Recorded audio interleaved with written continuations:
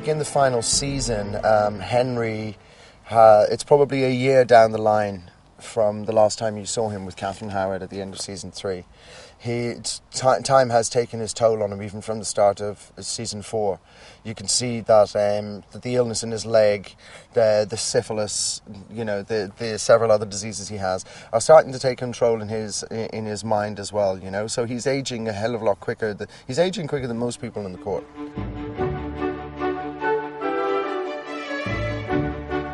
His relationship with Catherine Howard was always a kind of strange relationship. She's not as troublesome as Anne Boleyn, and certainly nowhere near as perfect as Jane Seymour, and gladly more appeasing than Anne of Cleves. She's the midlife crisis girl, She's the Tudor equivalent of going out and buying the red Ferrari when you're 50 and divorced. And, she's ridiculously young. It'll never work. But Henry kind of uses her, and I always thought of her as a kind of a leech. There's a naivety about her behaviour, her sexual behaviour, how she approaches the court, which Henry recognises, and he uses her as a leech to draw out the bad blood. There's nothing to test your friends more than if you leave them alone with something that they really want that belongs to you.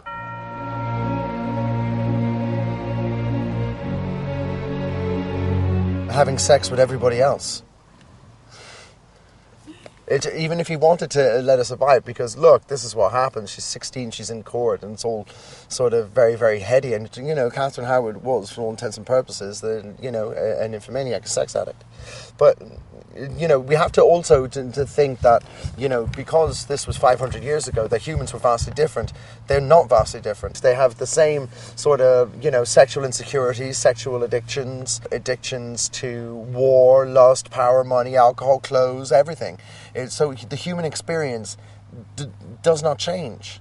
The material things that are around them change, and certainly we have different experiences now because we have a different life. But the human experience, the emotions, the horror, the sorrow, the sadness, the pain, the joy, it's all still there. So all of these things you have to put out of your head. People are still people, and they still lived. So I think Catherine Howard was probably addicted to sex, addicted to power, addicted to the excitement, and she made some heinous mistakes. And even though Henry was very fond of her, he never really loved her in that passionate way, certainly not as a wife.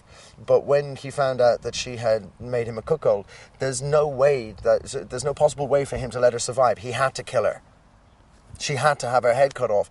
He was obliged to do it from a point of view of state. She couldn't live. He would lose face. The one thing he can't lose.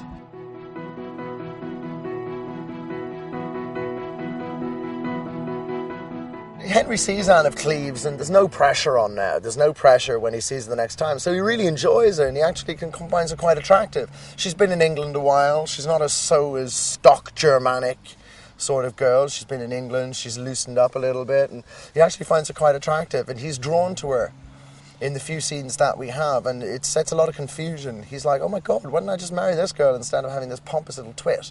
Even though this pompous little twit is very beautiful, she's still a pompous little twit. And so Anne of Cleves just seemed more the woman. And he says it, she's a woman who doesn't play the woman, which is very attractive to him at that time.